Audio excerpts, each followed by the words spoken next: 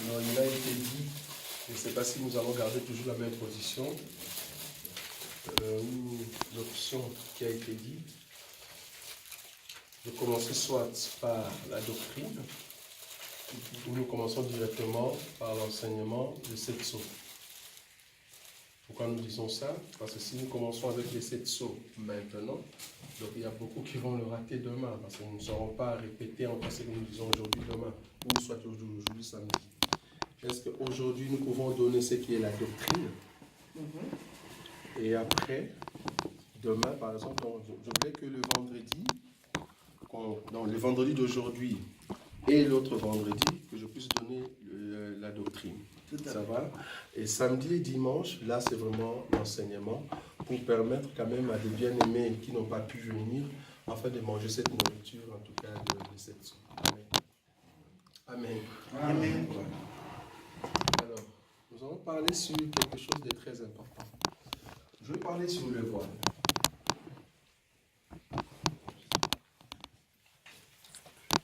Amen. Je vais parler sur le voile. Je suis dans le livre.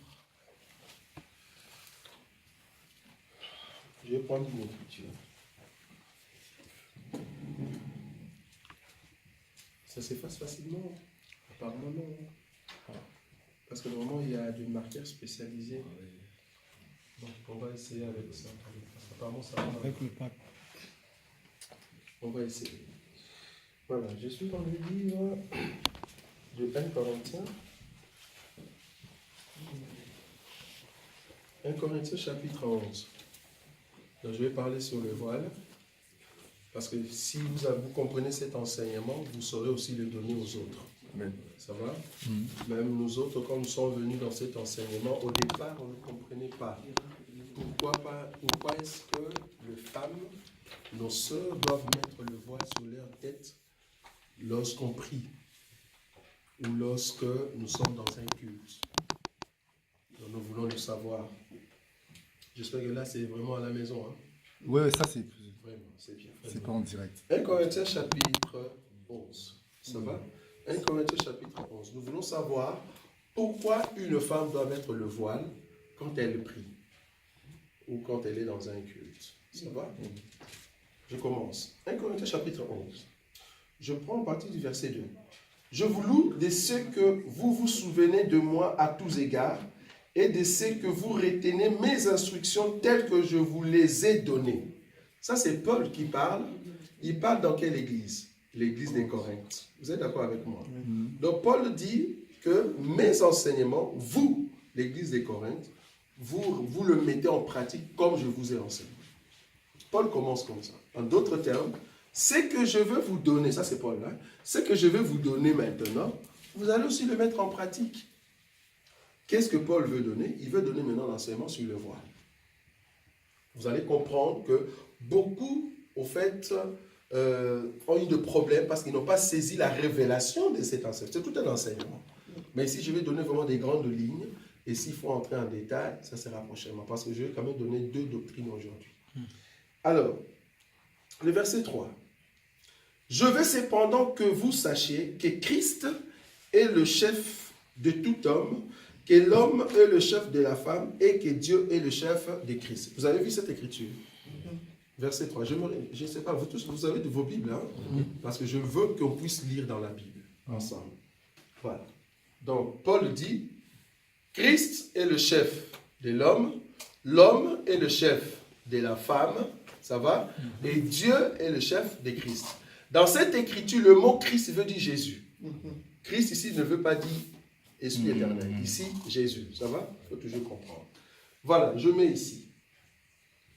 Parce que vraiment, l'enseignement, comprenez-nous très bien, Christ, homme, femme. Je mets ici enfant, mais Paul n'a pas mis ça. Ça va? La Bible dit, Dieu est le chef de Christ. Ça va? Christ est le chef de l'homme. l'homme est le chef de la femme, dont la femme est le chef des enfants. Mais nous sommes dans quelle famille ici? C'est une famille chrétienne. Vous êtes d'accord avec moi? La famille chrétienne. Pourquoi nous disons chrétienne? C'est parce que Paul donne cet enseignement, pas aux païens, mais il les donne à l'Église. Donc à l'Église, nous avons l'enseignement qui dit que Dieu est le chef de Christ, Christ est le chef de l'homme, l'homme est le chef de la femme est le chef des enfants. Vous êtes d'accord avec moi? Maintenant, regardez cette écriture ici. Éphésiens. Éphésiens chapitre 5. Éphésiens chapitre 5. La Bible dit, femme, que chacune soit soumise à son mari comme au Seigneur, car le mari est comment? Je veux qu'on lise dans la Bible. Dans la doctrine, au fait, vous devez voir ce que nous lisons. Comme ça, vous êtes certifié que c'est dans les Écritures. Il faut lire. Chapitre 5, verset 22. Non. Éphésiens chapitre 5, verset 22. Voilà, la Bible dit, femme, que chacune soit soumise à son mari, comme au Seigneur. Car, le 23, car le mari est comment? Le chef. Est le chef de la femme. Donc, ici, dans le livre d'Éphésiens, on nous dit que celui qui est le chef s'appelle le mari. Il est le chef de qui? Il est le chef de la femme. Je ne sais pas si vous avez vu. Donc ici, dans cette écriture, celui qui est le chef s'appelle le mari. Et il est le chef de qui? Il est le chef de la femme. Vous êtes d'accord avec moi? Or, dans 1 Corinthiens, chapitre 11, on dit que Dieu est le chef de Christ. Donc, là, Dieu est mari de... Vous êtes d'accord avec moi? Christ est mari de l'homme.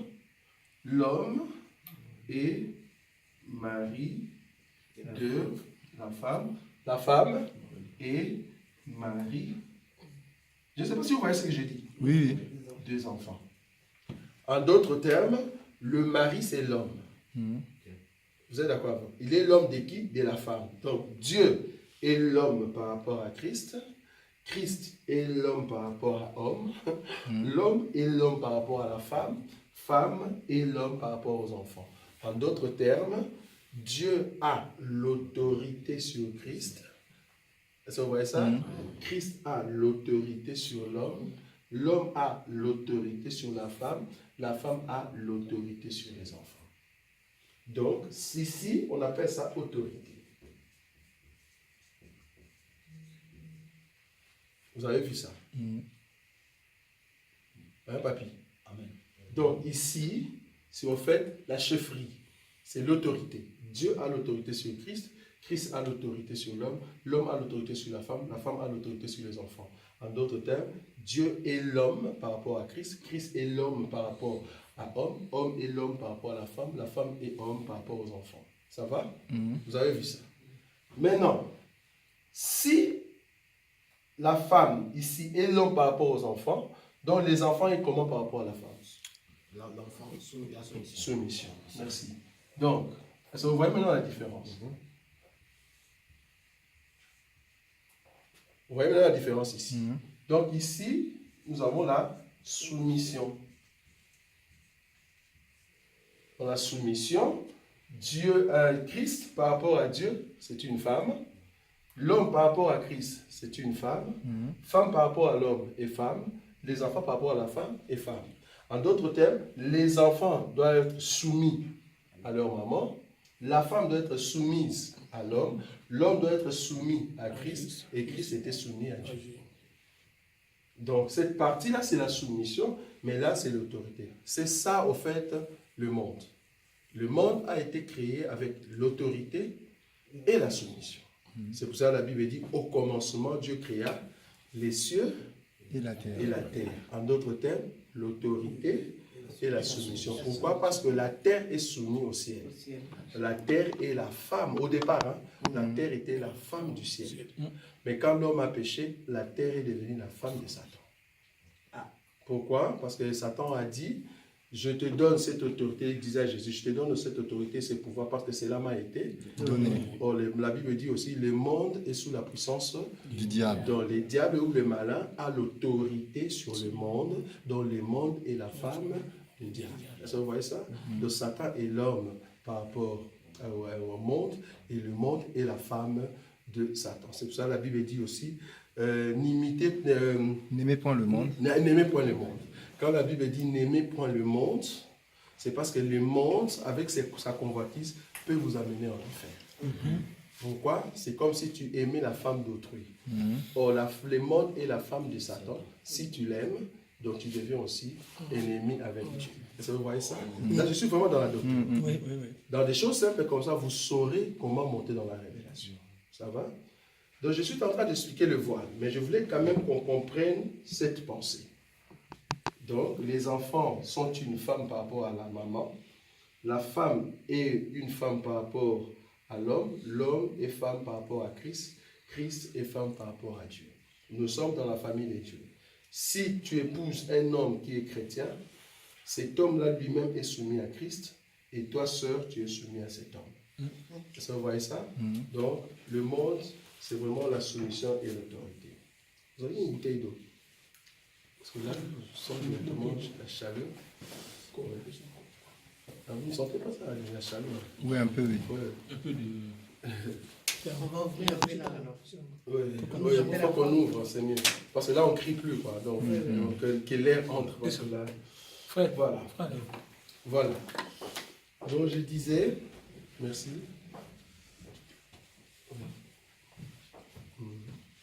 Je peux juste le mettre ici, là. Merci. Voilà. Donc, ça se voit que pendant l'été, là, ici, ça sera chaud, ça, c'est sûr. Alors, je disais que ça, c'est la famille des dieux. Ici, j'ai survolé cet enseignement, mais c'est un grand enseignement. Ça, autorité et soumission. C'est un grand enseignement. Pourquoi je dis c'est un grand enseignement? Là, je l'ai donné par rapport à Dieu, Christ, homme, femme, enfant. Je peux effacer, parce que j'espère que vous avez vos smartphones. Ah voilà, ça part facilement. Ça, je laisse.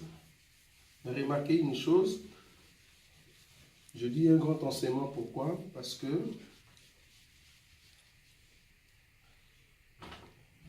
attends, j'enlève ça. Je le remets ici. Autorité. Non, je mets comme ça. Soumission.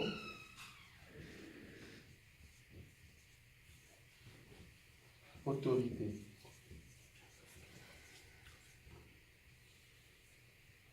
Donc je viens de donner par rapport à Dieu, Christ, homme, femme, enfant. Mais là maintenant je vais vous montrer par rapport à l'humain. Parce que Dieu a créé le monde, le principe fondamental c'est autorité et soumission. Remarquez. Je suis là. Je fais un petit dessin. Donc pour ceux qui sont anciens, ils comprennent déjà ce que je suis en train de faire. Nous allons prendre une écriture. Nous sommes dans 1 Thessaloniciens. Nous allons prendre une écriture. 1 Thessaloniciens chapitre. 1 Thessaloniciens chapitre. 1 Thessaloniciens chapitre, je crois 5. Oui. 5, le verset 23. 1 Thessaloniciens chapitre 5, le verset 23. Regardez, l'écriture dit ceci. Que les dieux de paix vous sanctifient lui-même tout entier. Est-ce que vous voyez ça? Et que tout votre être, l'esprit, l'âme et les corps. Vous avez vu ça? L'esprit, l'âme et les corps. Donc, je mets ici C, ça dit corps, A, âme, et là, esprit. Ça va? Mhm. La Bible dit, quand Adam et Ève sont tombés, Dieu va dire une écriture, il dit à la femme, parce que je vous ai montré l'homme et la femme, par rapport à autorité et soumission, parce que l'autorité c'est l'homme, parce que je peux mettre comme ça, donc là je mets femme, et là je mets homme. Dieu va dire à la femme, parce que tu as écouté le serpent, tu vas enfanter avec douleur, et l'homme, tes désirs, pardon, se porteront à ton mari, et il dominera sur toi. Deux éléments qui prouvent que la femme est un être faible. D'abord, premier élément, tes désirs à toi, la femme, se porteront à ton mari et il dominera sur toi. En d'autres termes, si tu as des désirs, tu dois aller auprès de l'homme et demander. Donc, quand tu demandes, c'est parce que tu es soumise. Et l'homme doit dominer sur toi. L'homme qui domine sa femme, c'est en fait l'autorité sur la soumission. Je ne sais pas si vous voyez ça. Maintenant, par rapport à ce que j'avais présenté tout à l'heure, Dieu est autorité par rapport à Jésus. Or, quand Jésus est venu, il dit, tout ce que je fais, je ne fais pas de moi-même, mais je le fais par rapport à mon Père.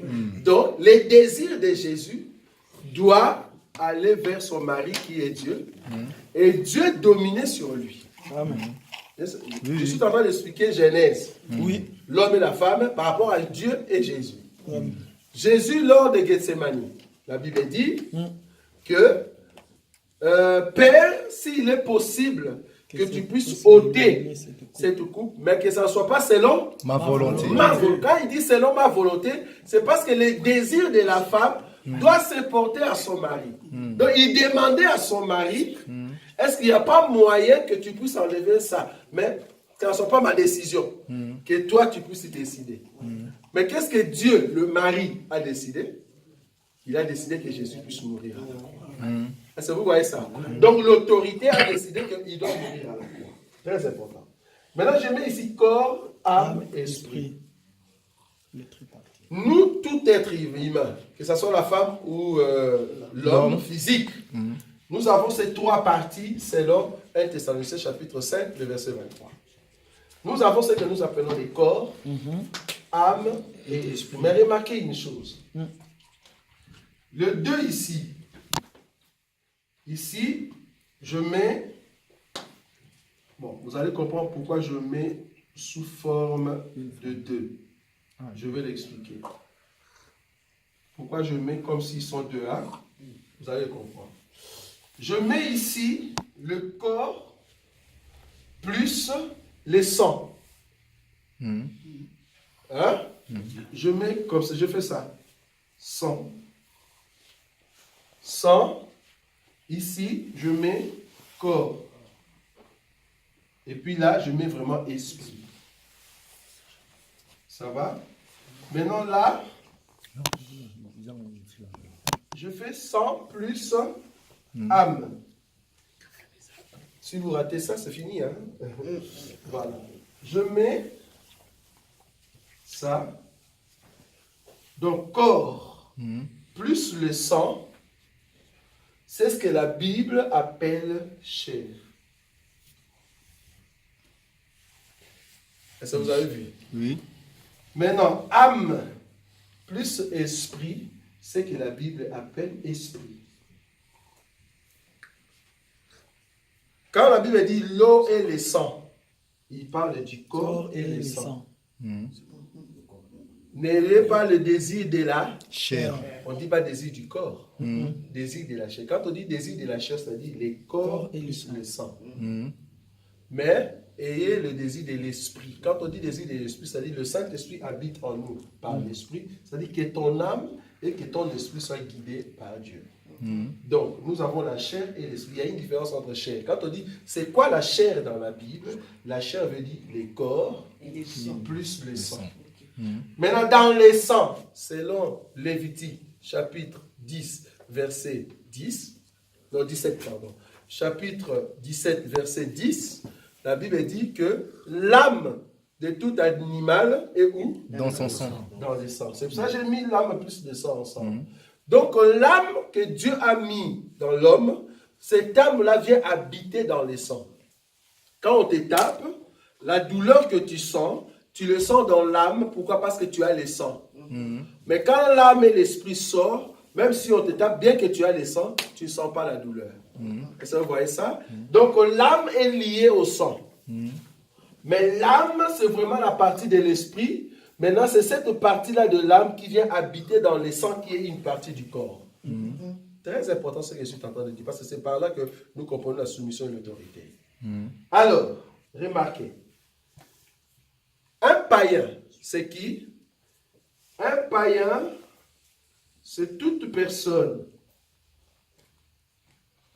Je mets ici, bon, je mets deux. Ici, j'ai la parole de Christ. Ici, j'ai le monde. Tout païen qui est en contact avec le monde, vous avez vu, ça c'est l'influence. C'est l'influence du monde. Le païen, c'est toute personne qui a l'influence du monde, mais qui n'a pas beaucoup d'influence de la parole. Cette personne qui écoute plus le monde, parce qu'il écoute le monde par rapport à son corps, vous êtes d'accord? Qui écoute le monde, c'est-à-dire avec ses oreilles, il écoute le monde. Cet homme, qu'est-ce qu'il fait? Il va influencer son âme, ses désirs. Est-ce que vous voyez ça? Il va dire à son âme, parce que c'est dans l'âme que nous avons les désirs. Nous avons, comme on dit, les envies, ça va? Les sentiments. Donc, il va influencer, n'est-ce pas? Non, c'est le corps qui reçoit les désirs et il va influencer ses sentiments pour que le sentiment aime ce que lui est en train de désirer. Or, la Bible dit, tes désirs, ô femmes, se porteront à ton mari. Ça va? Donc, vous allez comprendre. Pour un païen. Un païen, le corps désire d'abord quelque chose. Il va influencer ses sentiments, ses émotions. Et ses émotions vont vouloir la chose et il va imposer à l'esprit. Il va imposer son esprit. Or, l'esprit, c'est le pouvoir. C'est dans l'esprit que nous avons le pouvoir, la décision. C'est l'esprit qui prend la décision. Mais parce que l'esprit est faible, parce que la parole que vous écoutez n'a pas d'influence, donc au niveau de l'esprit, ce n'est pas Jésus. Là, je mets Jésus. Jésus n'a pas d'influence au niveau de l'esprit, mais au niveau de son esprit, c'est plutôt Satan. Est-ce que vous voyez ça? Satan vient dans l'esprit et Jésus aussi, ou Christ, vient aussi dans l'esprit. Pourquoi je dis ça? Nous avons une écriture, Matthieu chapitre, je crois 7, 43 ou 12, 43. Quand un esprit sort, hein, voilà. Donc quand on dit dans la maison en question, c'est dans l'esprit. Ça va? Donc, si un païen, c'est toute personne qui écoute les mondes, mais qui n'écoute pas la parole de Dieu. Or, son corps a des désirs. Le corps a des désirs, et ces désirs-là, il amène au niveau des sentiments. Les sentiments et les émotions aiment ces désirs-là. Et il va influencer l'esprit afin de décider pour qu'il donne la décision selon les corps, non pas selon l'esprit. Pourquoi? Parce qu'au niveau de l'esprit, ce n'est pas Jésus qui règne, mais c'est plutôt Satan qui a plus d'influence. Je vais donner un exemple. Tu vas dans un magasin et tu vois une mini-jupe. Comme tu n'as pas l'enseignement. Ah, c'est joli, c'est à la mode. Ça, c'est les corps qui désirent. Mais non, l'âme dit, waouh, c'est joli, c'est bien. Waouh, si je mets ça, ça fait du bien. Ça, c'est le sentiment qui est en train de parler. Et tu exiges à l'esprit de l'acheter. Et la décision viendra de là. C'est bon, tu peux l'acheter parce que je trouve que c'est joli. Mais l'esprit, comme l'esprit n'a pas d'enseignement, mais l'esprit a l'enseignement du monde, Satan règne. Du coup, la personne décide de prendre le mini-jupe. Donc, le corps a décidé ou influence l'esprit. Parce que le corps n'est rien d'autre que la femme. Et l'esprit, c'est l'homme. Donc, vous comprenez que cet esprit qui est homme n'a pas de pouvoir sur sa femme. Je ne sais pas si vous avez vu ça. C'est la femme au corps qui décide pour que l'esprit accepte. Au lieu que les désirs se portent à son mari, les désirs influencent le mari afin de l'acheter. C'est une femme qui décide pour que l'esprit accepte. C'est une femme qui prêche l'homme pour que l'homme l'écoute. Oh, ça, la Bible dit non. Avec ça, je peux aussi enseigner que l'homme ne peut pas prêcher. Pardon, la femme ne peut pas prêcher. Qu'est-ce que je dis? La femme ne peut pas prêcher. Pourquoi? Quand nous disons la femme ne peut pas prêcher, si nous mentons, c'est-à-dire ton corps ne peut pas décider sur ton esprit. C'est ça d'abord la femme. Le corps, c'est une femme. Le corps ne peut pas prêcher l'esprit. Est-ce que vous avez vu ici? Il faut poser des questions. Parce qu'il faut que ça soit bien éclairci ici, avant de toucher les voix. Sinon, on ne verra pas. Je vous ai dit que c'est vraiment tout un enseignement. Là, je donne des grandes lignes et j'espère que vous êtes en train de comprendre. Je répète. J'ai parlé de la chefferie, l'autorité et la soumission par rapport à Dieu, Christ, l'homme. Ça, vous avez vu. Après, je parlais par rapport à l'homme et la femme, c'est-à-dire dans le mariage. Maintenant, là, je viens l'homme et la femme, mais par rapport à ton corps. Comme tu es là, il y a 3 parties dans ton corps. Tu as les corps, tu as les sangs, c'est-à-dire là où il y a l'âme, et tu as l'esprit. Maintenant, si tu es païen, si tu n'as pas Jésus, ton corps influence ton âme pour que ton âme dise à l'esprit de lui accorder ce qu'il veut. Nous disons que ça, c'est un païen. Pardon, un païen. Pourquoi? Parce qu'au niveau de son esprit, ce n'est pas l'enseignement qui décide, mais plutôt c'est Satan. Je n'ai pas d'argent, j'ai un souci. Je dis, mais où est-ce que je vais avoir l'argent? Ben, il suffit d'aller dans un magasin, tu vas voler. C'est facile. Ah, les corps à faim, les désirs, j'ai faim. Comment est-ce que je vais faire? Ok, mais l'âme dit, ok, tu dois manger, je suis d'accord. Dis à l'esprit d'accepter. Ok, l'esprit t'amène au magasin. Parce que l'esprit prend la décision et le corps va au magasin pour voir. Oui. Est-ce qu'on peut ouvrir une parenthèse? Oui. L'âme qui pêche, c'est celle qui mourra. Oui. Le vrai moi, c'est lequel? L'âme qui pêche, c'est celle qui mourra. Cette âme-là, c'est lié à l'esprit. Parce que ce n'est pas les corps qui meurent. Parce que même l'âme qui ne pêche pas ne mourra pas. Mais tu vas voir que le corps va mourir. C'est qui va être jugé en fait. Jugé. Ouais. Donc c'est l'âme et l'esprit d'abord, cette partie. Parce donc le vrai moi, c'est l'âme. Le vrai moi de qui? De l'homme. Le vrai moi. Bon, non, le vrai toi d'abord, c'est l'esprit. Parce que le fait que tu as accepté Jésus, ton esprit reçoit, en fait, parce que la vie vient de là. Ouais. Soit tu as la vie de Satan, soit tu as la vie de Jésus. Ouais. Cette vie entre par l'esprit. Si tu as Satan, quand la Bible dit que tu vas mourir, donc c'est l'âme plus l'esprit. Quand tu entres maintenant dans le feu éternel, c'est là-bas que l'homme meurt, mais la partie esprit rentre auprès du Seigneur, par rapport à une écriture que nous avons. Ah, même Dieu en péché. Non, non, regarde. Quand nous parlons de l'esprit ici, il ne faut pas voir l'esprit dans le sens l'esprit bon. C'est-à-dire, c'est vraiment, comment je peux l'expliquer? Je prends un papier. Un papier que je brûle. Ça va? Je brûle, il y a l'odeur et la fumée. 2 choses. Il y a l'odeur et la fumée du papier, quand je les brûle. Le papier en question, c'est les corps. Mais dans ces corps-là, il y a l'odeur, mais que je ne le sens pas, je ne le vois pas. Il y a la fumée parce que je ne le vois pas parce qu'il n'y a pas du feu. Je ne sais pas si tu vois. C'est un papier normal. Mais quand je le brûle, je le fais passer au feu, c'est là-bas que les corps disparaissent, parce que les corps ne seront pas amenés en enfer. Vous êtes d'accord avec moi? Les corps, c'est juste un enveloppe. Donc les papiers doivent passer par le feu. Alors, qu'est-ce qui va se passer? Le papier brûle. Ça devient des cendres. Donc, on ne le verra pas. Mais nous sentons l'odeur. Cette odeur n'est rien d'autre que l'âme. Mais la fumée qui monte, c'est ça l'esprit. Est-ce que vous voyez? Donc, c'est pour ça que nous disons que quand je brûle un papier, en réalité, le papier n'est pas parti. Mais ça se cache dans l'invisible. C'est ça la partie esprit qui se cache dans l'invisible. Maintenant, au temps de la décision, quand Dieu va juger le monde, la Bible dit, ceux qui n'avaient pas, on va lire cette écriture pour comprendre. Je prends une écriture. Apocalypse, chapitre, je crois, 20. Alors,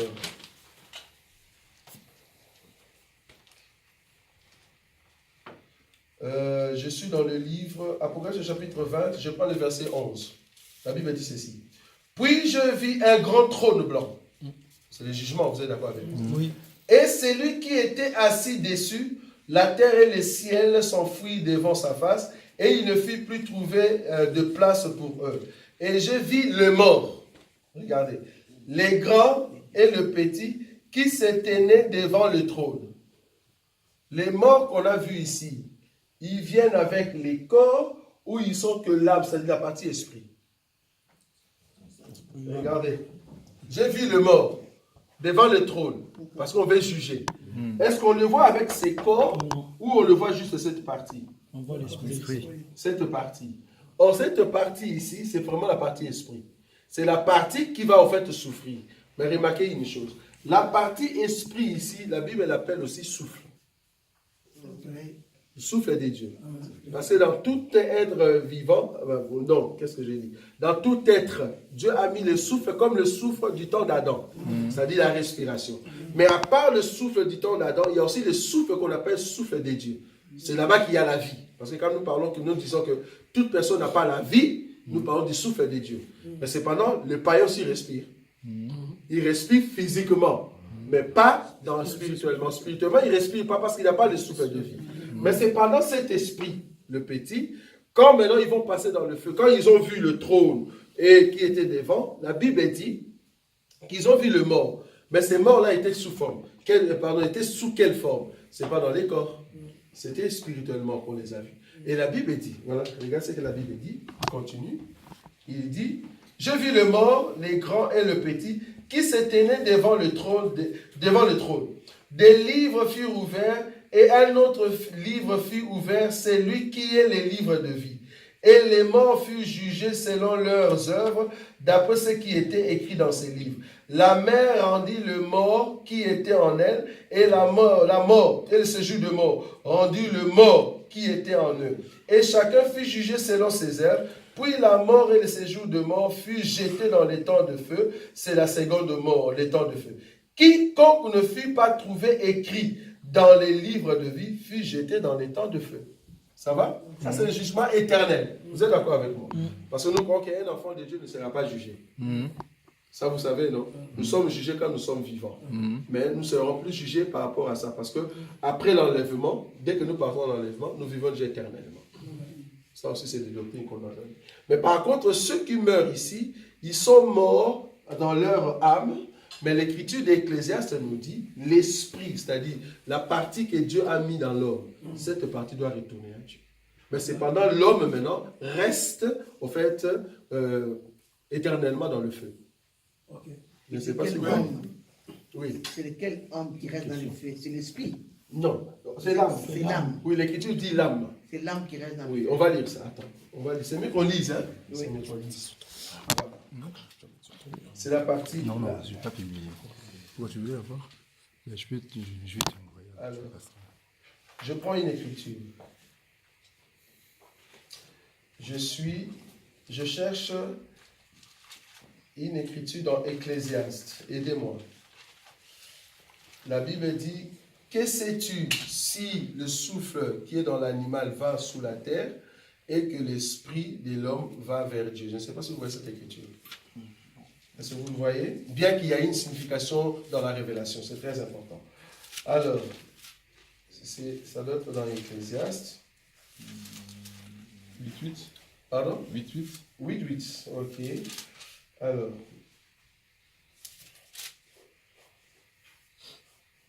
Voilà. Le verset 8. Ici, on parle de souffle. Regardez. Le verset 8. Chapitre 8, verset 8. L'homme n'est pas maître de son souffle. Quel souffle? L'homme n'est pas maître de son souffle. Est-ce que c'est cet homme? Non. C'est cet homme. C'est cet homme. Parce que tout ça, c'est l'homme. L'homme n'est pas maître de son souffle. Quel souffle? L'esprit. C'est l'esprit. Vous êtes d'accord avec moi? Bah, puisqu'en réalité, dans l'homme, c'est l'esprit, c'est ça? Voilà. En réalité, dans l'homme, c'est l'esprit, c'est-à-dire le souffle que Dieu a mis. Parce que si tu vis, c'est par rapport à la chose que Dieu a mis en toi. C'est ça, au fait, le souffle. Mais l'homme n'est pas maître, l'âme n'est pas maître de l'esprit. Je ne sais pas si vous voyez ça. Alors comme ça. Il continue. Regardez la pensée de l'Ecclésiaste. Il continue. L'homme n'est pas maître de son souffle pour pouvoir le retenir. Et il n'a aucune puissance sur le jour de la mort. Il n'y a point de délivrance dans ces combats et la méchanceté ne saurait sauver les méchants. Ce n'est pas l'écriture que je cherche. Je cherche là où on parle de l'animal, que le souffle de l'animal va sous la terre et que l'esprit de l'homme va dans le ciel. Je ne sais pas si vous voyez cette écriture. Alors, cherchez-moi cette écriture-là. Parce que là, on est en train d'expliquer que l'animal en question n'a pas d'esprit. En fait, c'est comme ça qu'il est en train de présenter. Pour nous dire qu'un animal n'a pas d'esprit. Mais l'animal a l'âme. Parce que l'homme, au départ, a été créé comme un animal. C'est un animal. Vous êtes d'accord avec moi? L'homme a été créé comme un animal. Mais Dieu vient maintenant mettre le souffle. Je ne sais pas si vous voyez. C'est ça qui fait la différence avec l'animal. Maintenant, la partie que Dieu a mis dans l'homme, c'est cette partie, par rapport à Ecclésiaste, doit retourner à Dieu. C'est là-bas que je cherche, mais je n'en trouve pas. Bon, si vous le trouvez, en tout cas, aidez-nous. Vous avez trouvé, Yannick? Non, pas encore. Oui. Donc, oui, vas-y. Donc, nous pouvons dire que lorsque l'homme pêche, Oui. cette partie-là, C'est l'âme. ouais, c'est l'âme qui pêche. Oui. Mais l'esprit n'est pas touché, vu que l'esprit retourne vers Dieu. Je veux que tu fasses une différence. 3,19. Pardon? 3,19. 3,19. Attends. J'arrive. Donc, Ecclésiaste, hein, c'est ça? Ecclésiaste 3, 19. Parce que cet enseignement de l'esprit et l'âme, c'est très très profond. 3,19. Regardez. Le verset 18. J'ai dit à mon cœur, au sujet de fils de l'homme, que Dieu les éprouverait et que même verrait qu'ils ne sont que de bêtes, qui ne sont qu'animaux. Ça va? Ok. 19. Car le sort des fils de l'homme et celui de la bête est pour eux un même sort. C'est quelque chose qui parle. Que l'homme et l'animal. Bon, ici, je ne suis pas dans la révélation. Dans la révélation, je sais expliquer c'est qui la bête, c'est qui l'homme. Ça va? Vous êtes d'accord avec moi? Ici, on est vraiment sur terre. Nous expliquons l'homme et l'animal. Donc, ils ont le même sort. C'est à quel niveau où l'homme et l'animal ont le même sort? C'est à ce niveau. Ce qui manque à l'animal, c'est ça. C'est là-bas que je suis. Mais l'homme et l'animal, ici, ils ont la même chose. Quand tu tapes un chien, il est sang, il a les sangs. Or, l'Écriture le dit bien. L'âme de l'animal, on ne dit pas l'âme de l'homme. L'âme de l'animal se trouve où? Dans les sangs. Donc, quand on voit un chien, il a les sangs, il a l'âme. Mais est-ce que le chien a un esprit? Non. C'est là-bas que je suis. Donc, l'homme, en réalité, c'est vraiment l'âme que Dieu rajoute l'esprit. La partie qui fait que l'homme est différent de l'animal. Mais regardez ce qu'Ecclésiaste va présenter. Je suis dans le verset combien? On était 19, c'est ça? Car les sorts de fils de l'homme et celui de la bête est pour eux un même sort. Comme meurt l'un, ainsi meurt l'autre. Ils ont tous un même souffle. Ça va? Et la supériorité de l'homme sur la bête est nulle, car tout est vanité. Tout va dans un même lieu. Regardez. Tout a été fait de la poussière. Ça, c'est quoi? C'est le corps. Alors comme ça. Hein?